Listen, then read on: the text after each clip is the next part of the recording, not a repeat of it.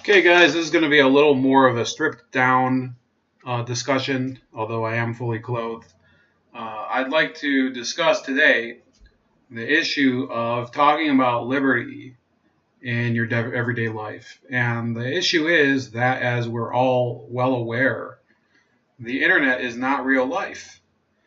You can call somebody an asshole on the internet, and it's possible that you'll never meet that person in your life. Then again, there's a great possibility that you can meet all those people that you call an asshole, and that's something I've thought about before, uh, given my record on the internet. But in your everyday life, you should probably hope you're not behaving the way you do on the internet. And in many ways, we could all be better people in that. Okay, maybe me more than you guys. But look at it this way. There are a lot of people who have become almost celebrities in their respective community or niche, that they think that they're going to be the visionary that brings libertarianism to the masses. Or by contrast, there's a lot of people who think that their compassion and their personality and their passion will bring socialism to the masses here in the U.S. There's a lot of people who think that, and it's not a knock on them, but there are plenty of cases. For example, in the Libertarian Party, there's a guy named Arvind Vohra, who I've noticed, and I'm not very active in the Libertarian Party at all.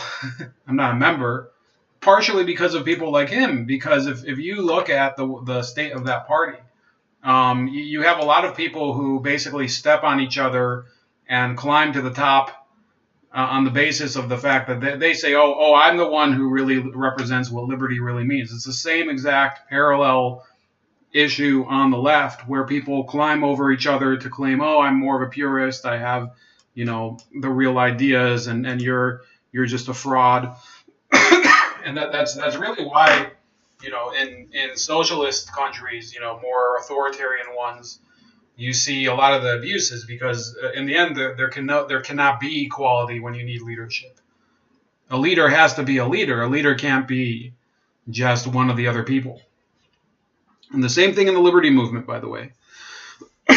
So this isn't about becoming a leader and ruling over other people. It's kind of it's partially about something that I used to think about a couple years ago. I used to write a couple things about it, called being your own leader, which means that you sort of represent the viewpoint you want for the world. It's the same thing, basically, the approach that they give to people proselytizing a faith. Let's say these Mormons who go around in their neckties and white shirts. Do you think that they run around and just basically deface Buddhist shrines? They wouldn't get anywhere doing it. It would be a failing strategy. So they try to be tactical and strategic about it.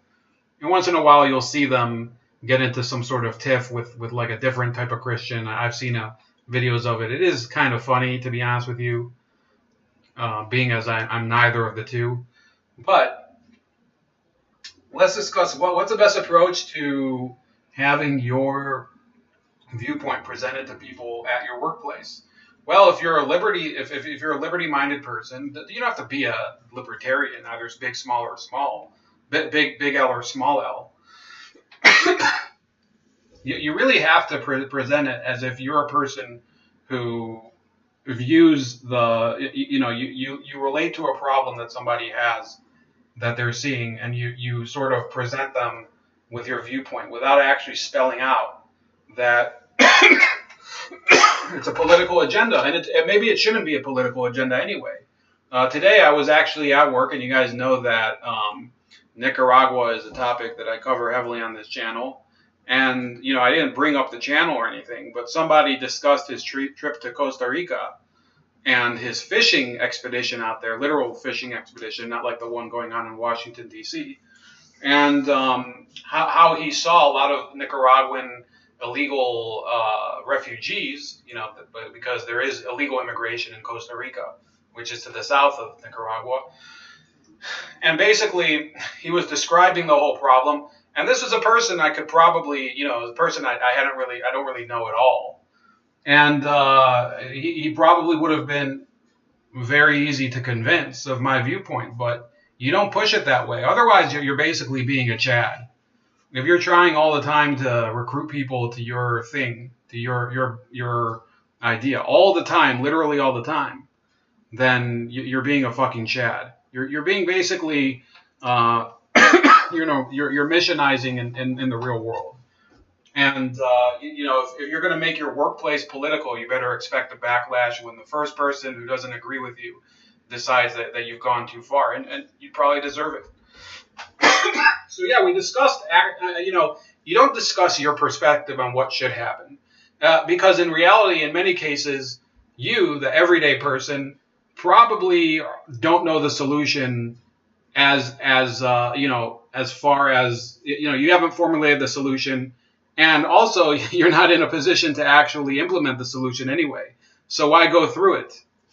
Why go through it? It's not worth it to become basically your office PGA tour guide, basically pretending that you know all of this inside golf golf information.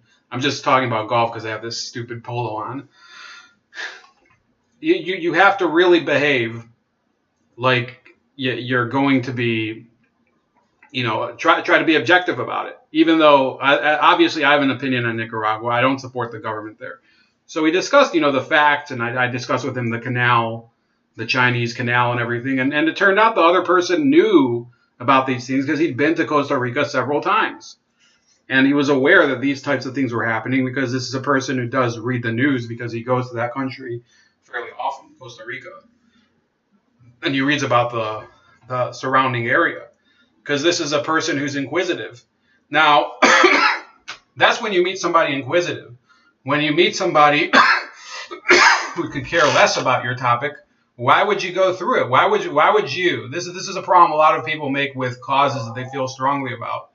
They come on too strong, and people decide, well, I really like Harold, but I wish he would stop talking so much about fracking so I could enjoy, my game of, Fortnite, whatever. I was watching those Fortnite dances today, so, that's why I have it in my head. People, you have to realize, are not going to become instant converts to a set of ideas unless you're the best salesman in the fucking world. And you're probably not, especially if you're a libertarian, you probably aren't. Libertarians are what's the joke in the libertarian community?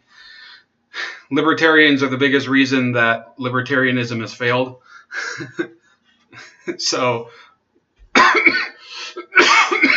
that's why, for example, I've remained an independent in terms of political affiliation, in terms of I have a lot of libertarian economic ideas, but I'm not one of these people who's going to pretend that this belief system can be applied arbitrarily at any time around the world. The world doesn't work like that. You have to translate your belief system to something that people can digest and accept, or else it kind of only matters in the abstract. It is abstract painting perfectly. When you look at an abstract painting, it's fairly possible that you won't get the true meaning behind the image that's before you. If you're looking at a classical painting, it's more likely you'll be able to decipher what's going on. Although there are sometimes hidden clues that something else is happening in some of these classical paintings. But by the way, you could watch Dr. Steve Turley's channel. Very interesting perspectives on Western culture and art. Well, that type of appreciation isn't really very widespread nowadays. So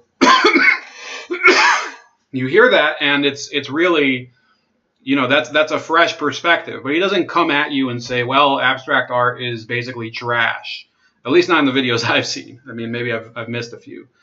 And I'm not really that big of an art connoisseur anyway. But you hear somebody discussing something with yes, there's a passion. Yes, there's a zest for the topic that they have such a huge appreciation for.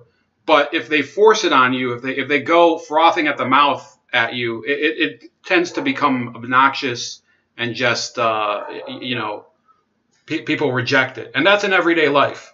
Now, of course, if people have arrived at my channel, if people are looking at my channel and they're already interested in topics relating to Latin America or relating to the housing crisis, which I've written a couple of things about, or relating to, just some of the jokes that I do, or relating to the Affordable Care Act. Well, I'm not going to pull punches. I'm going to try to I'm going to try to discuss the topic using the personality that I bring to the channel, as well as the feelings that I feel inside. I'm not trying to pull punches on my channel, but that's not real life. I saw Larry Sharpe, who's running for governor of New York State,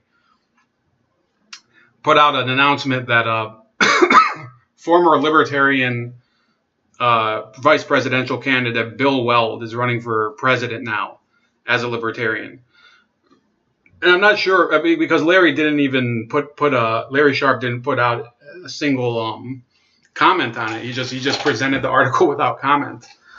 And I'm not sure why, because he had been Bill Weld's opponent in the Libertarian primary. And if he would have beaten Bill Weld, which all things being equal, the system probably wasn't the most fair, the Libertarian Party probably would have earned more votes. It could be that because of the Libertarians, we would have Hillary Clinton today as president instead of Donald Trump. I'm just saying. I'm not saying it would have been Larry Sharpe's fault or Gary Johnson's fault. But you have to accept the fact that Bill Weld was a dead fish for the campaign. He doesn't represent. He doesn't really represent a libertarian attitude when you listen to him. He's somebody who he has this former governor, former CEO, former big business head honcho, elitist attitude about him. And he says, yes, I believe we should legalize weed and we should open the borders and gay marriage and whatever. And that's a libertarianism for me.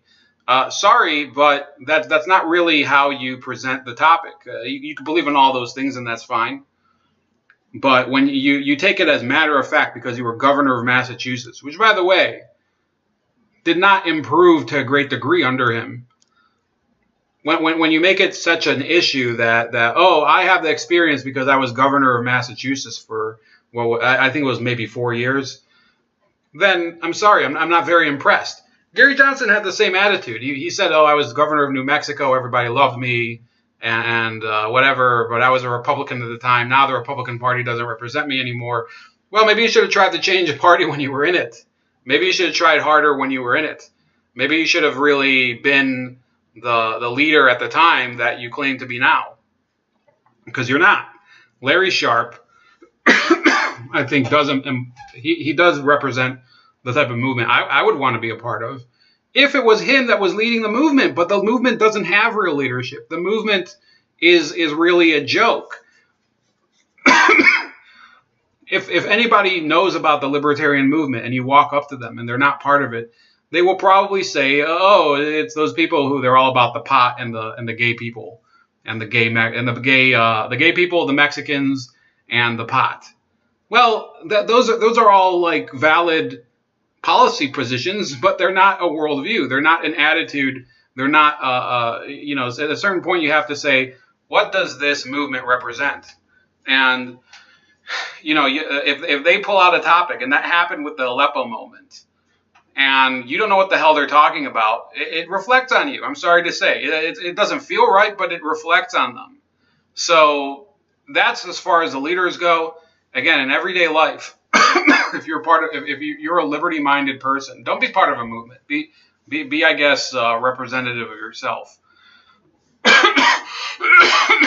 You try to take an issue, talk about the healthcare system, why it is that a massive government bureaucracy would not be able to solve the issues that are going on today, and that's really what I believe.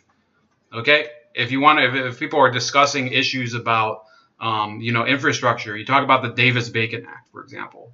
The Davis-Bacon Act, one of the biggest jokes that there is, that basically makes you pay, in some cases, 2 or 3 times the hourly wage of a person for a government contract when, that's one of the reasons that federal projects take so long, that state-run projects take so long, because of the Davis-Bacon Act. If people are getting paid so well for this long-ass contract, why would they finish on time?